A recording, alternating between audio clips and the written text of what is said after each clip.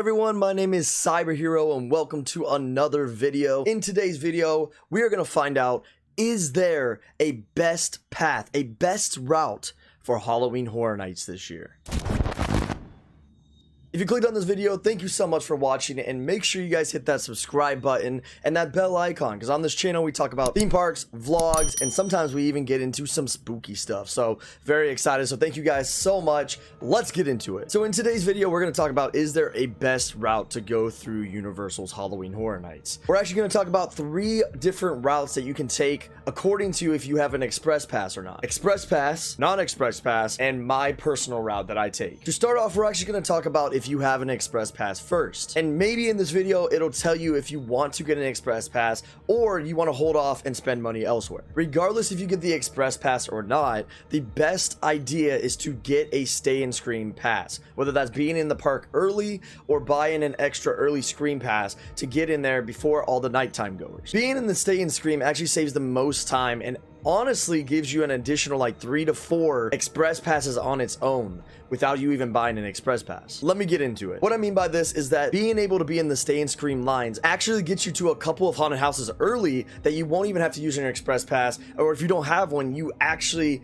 get through these houses so fast that you don't even know that you don't have one. There's 2 areas for a stay and scream. I recommend doing the Springfield area or the Central Park area, as they call it this year. This puts you right dab in the middle between 2 different directions to go. You can go left, right, and either way there's haunted houses on each side of you. For express pass holders, when I talked to a friend of mine that has the express pass, they said to head towards Scarey first. Welcome to Scarey Haunted House. And I know a lot of you are probably like, well, Haunting of Hill House and Beetlejuice are on the other side. Why wouldn't you go there first? Let me tell you, the reason you want to go to Welcome to Scarey first, it actually gives you the best time consumer that you won't even have to use your express pass in that first haunted house, and maybe even the first 3 that you hit, because right next to Scarey you'll have Wicked Growth and Puppet Theater that you can also hit without even using your express pass or touching it. Now a lot of you are probably like, then what was the purpose of getting the express pass if you're gonna not use it on certain ones? Me personally, when I have an express pass, I like to save it if the times are low on certain houses. That way at the end of the night I can reuse the express pass and actually be able to use it and go through my favorite haunted houses one more time. And honestly, at Halloween Horror Nights, one of the things I've noticed from the last few years I've gone is usually when wait times are, around 30-ish minutes, most of the time it's less than 30. So never let wait times actually scare you from going somewhere, because I've gone through so many houses that would say 30 or 40 minutes and it ended up being like 10 to 15 minute wait instead. When you get done with Wicked Growth and Puppet Theater, you're gonna make your way through Springfield and head towards Haunting of Hill House and Beetlejuice. Now these most of the time all night until maybe the very end of the night, but even then they are usually the longest wait times that you'll have besides Wicked Growth, which you've already hit if you have the express pass, meaning now you can start using your express pass, because usually these 2 haunted houses are anywhere between 70 to 100 minute wait times, and this allows you to go ahead and start using your express pass that you purchased. Because these haunted houses are known from their movies, most of the movie houses usually have long wait times because people are excited to experience the movie in the haunted house. Haunting of Hill House is actually the one that if you keep looking it up almost every day that Universal and Horror Nights goes on, Haunting of Hill House is one of the longest wait times you'll have at the park. So it's nice to have that express pass to use for Haunting of Hill House so you can save so much time and be able to hit one of the shows, which I think you should do after you complete Haunting of Hill House and Beetlejuice. You're gonna make your way through Gorewood Forest, and I think you should choose here if you're going to hit Marathon of Mayhem or if you're going to hit Nightmare Fuel. Me personally, I would head back towards the back area where you came from and hit Nightmare Fuel around this time and grab a bite to eat right before. The reason I say this is wait times for food is sometimes even longer than the haunted houses. So to stay in line for a certain item that you've been seeing or you've been craving, you might want to go ahead and try to get those food lines in at this time right before the shows. That way you have something in your belly and you can continue throughout the night. Right after Nightmare Fuel, I think you should head towards the Harry Potter area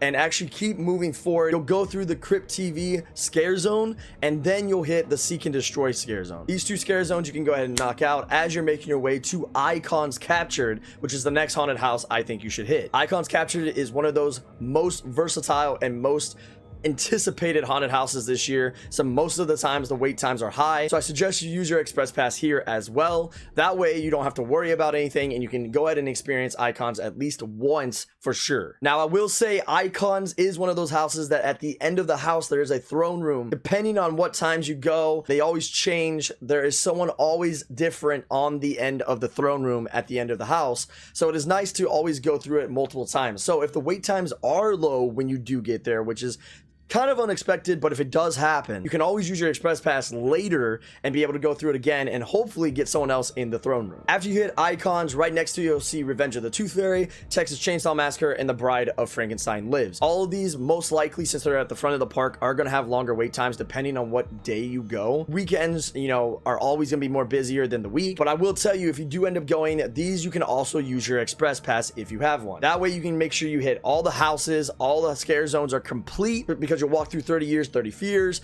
and you'll complete Gorewood Forest and Lights Camera Haction. That leaves just the Marathon of Mayhem show. By this time, you should have one more show that is available to you to see Marathon of Mayhem, and then you can complete the rest of your Horror Nights experience. Then, most likely, you will have some express passes left, and you can go ahead and hit those houses again with your express pass. That way, you use your express pass to its full capacity, and you'll be able to visit some awesome haunted houses one more time. Me personally, if you have the money for the express pass, it does help greatly depending on what day you go, depending on wait times. Me personally, I will always talk about this. I suggest waiting on getting the express pass until you're in the park on the day you're going. The reason I say this is that way you can look up the wait times for that specific time, for that specific day, see how busy the park is that day, and then judge if you want to get the express pass based off of that. Me personally, I hardly ever get the express pass, and that's why I will tell you my route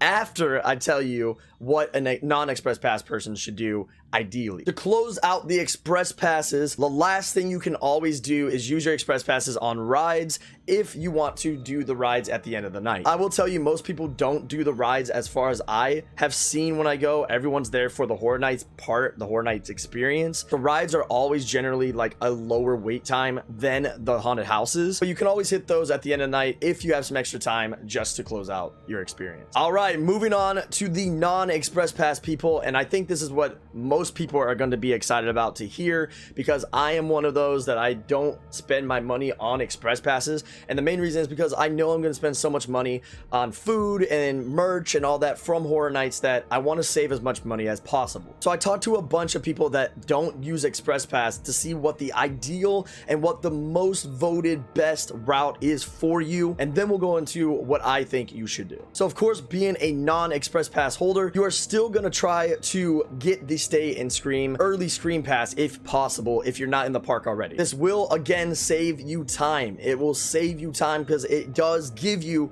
technically 3 to 4 express passes pretty much where you can just walk into at least 3 haunted houses at low wait times because you're already so close to them. However, your route is going to change. Instead of heading towards Scarey, you're actually going to head towards Haunting of Hill House and Beetlejuice. The reason I say this is because since Haunting of Hill House and Beetlejuice are always most likely going to have long wait times, you're going to want to hit those early as soon as you can and get out the longest wait times possible. After you complete those two, instead of heading towards Gorewood Forest Scare Zone, you're going to actually head back towards Springfield and back towards the back of the park, so that way you can go ahead and hit the back areas, especially Wicked Growth. Wicked Growth is one of those houses that is going to be very popular this year. It already was within the first couple weeks, and the wait times have always been a little higher than the rest of the haunted houses. So you're going to want to hit that house next after Beetlejuice. Right next to Wicked Growth, you're going to have Puppet Theater, so you might as well hit that right afterwards, and right next to that, as you go around the corner, you're going to hit Welcome to Scarey. By this time, it should be about 8:30, 9-ish o'clock, depending on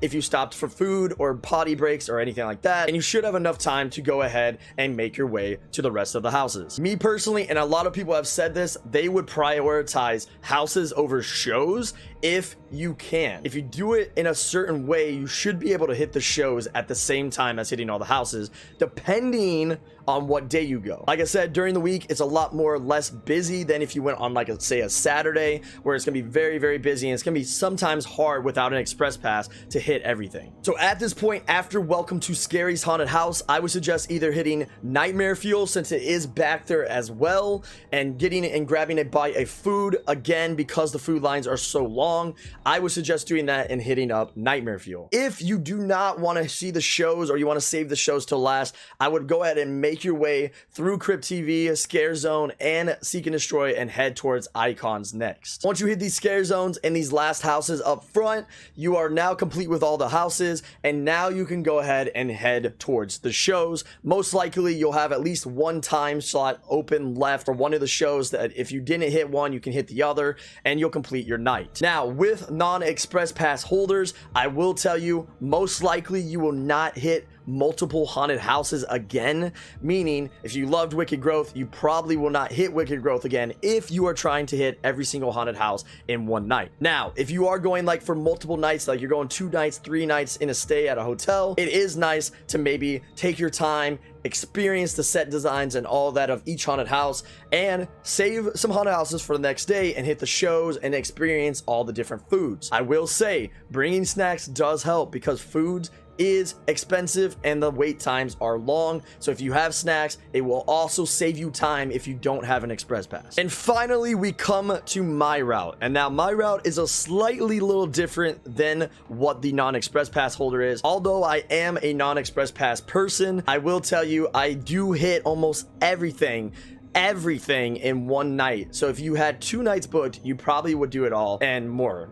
So the way I do mine is I don't do stay and scream, and I don't run to the back of the park. Me personally, I take things as they come, meaning I go from start to finish. Start through 30 Years, 30 Fears, and end at Lights, Camera, Action. My ideal route that I always do is I go in order from the front of the park around to the back of the park and make my way back to the front. In the last few years, I've been able to do this and hit every haunted house without an express pass the way I do it. One thing that sometimes I miss is one show, because I stop for food. If I stop for food, the lines are long, like I always tell you, meaning most likely that wait time is going to incorporate missing out on one show, which I know a lot of us love the food. We want to experience the food. So of course, most of us are going to want to stop, right? So if that happens, I do recommend doing 2 nights if you do my route. Otherwise, bring snacks and you'll be able to hit everything in one night without missing even a show. Hopefully this video, I know there's a lot of information that you can take from it, but hopefully you can get an ideal route that you want to take. I will go ahead and throw up right now a map of Universal Studios Halloween Horror Nights this year, so that way you can see maybe an ideal route that you want to take. Regardless, if you choose one of these routes, or if you have your own route, make sure you guys drop it in the comments down below, and what you guys think you should hit first. What is your favorite haunted house, and what are you excited for this year if you haven't gone? Make sure you guys hit that like button, that thumbs up button for me. It does help the channel a lot. I do appreciate that, and thank you so much for your support, and I hope that you have a wonderful time at Halloween Horror Nights in 2021. Make sure you guys go check out this video right here, because that is what YouTube recommends, or you can go check out this video because that's what I recommend, and if I recommend it, it's gotta be good. Until the next video, as I always say, I will see you guys in the fog.